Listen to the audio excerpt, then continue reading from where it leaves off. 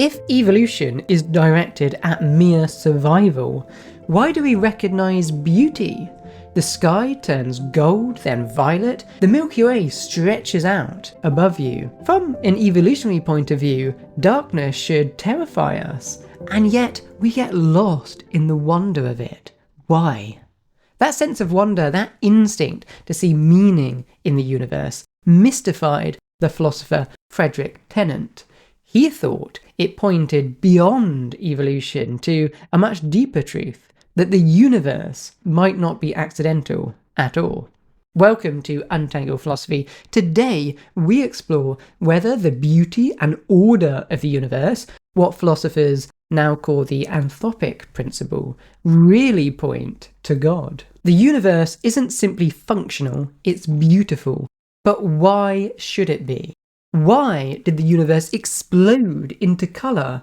And if evolution is directed at survival, why did human minds evolve to appreciate aesthetic quality?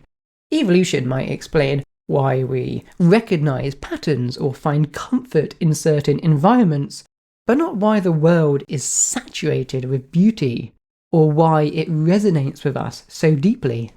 Did evolution just get lucky, or is there something more behind it? And that's not all. The universe is also intelligible. We can understand it. Evolution has somehow produced conscious creatures not only curious for discovery, but with minds capable of discovery. But what are the odds of that? Evolution is directed at mere survival, yet we can stretch our imagination back 13 billion years and begin to unravel the deepest mysteries of the universe.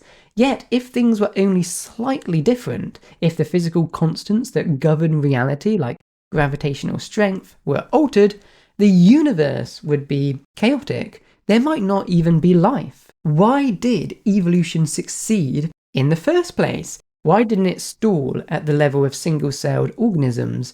Not only did it not do that, but despite apparently favouring survival, it produced beings with consciousness who reason, create, make moral judgments, tell stories, and value truth, wisdom, and justice. And for Tennant, we are capable of understanding God, the divine mind, something that transcends our physical universe. A result of the blind process of evolution or the divine guidance of God? Tennant's not finished yet. There is an ongoing fitness to the universe, he says. It didn't just produce higher beings, it sustains them for epochs. Evolution couldn't work without a stable environment to sustain life. But what best explains all these points, according to Tennant? His answer? God. Tennant called his argument the Theistic hypothesis, the idea that the success of the universe in producing conscious beings like us is best explained by divine guidance. What we now call the Anthropic principle captures something similar, the sense that the cosmos seems finely tuned for beings like us. But maybe Tennant's got it backwards. Maybe it's not that the universe fits us. Maybe we've just adapted to fit it. Imagine a puddle waking up one morning and thinking, this is an interesting world I find myself in, an interesting hole I find myself in, fits me rather neatly, doesn't it? In fact, it fits me staggeringly well. Must have been made to have me in it. While it makes a good point, others have suggested that the analogy breaks down. Why? Because while any hole will do for a puddle, not any universe will do for life. That's what the Anthropic principle is all about. This is all very persuasive, but there are some problems here. Let's take beauty again. Honestly, I generally think this is one of the strongest arguments for God. But if the world is so saturated with colour and beauty that God wants us to appreciate, why give us such a tiny visual range? We see only a thin slice of the light spectrum, which we conveniently call the visible part. But many insects literally see beyond purple into colour we can't imagine. Wouldn't it be more beautiful if we weren't so blind? And I can't help but feel that if God had set up evolution to favour survival, but then had to guide human evolution so that it would result in higher consciousness, didn't he just do a bad job setting up evolution? But there was one fact that has stayed with me.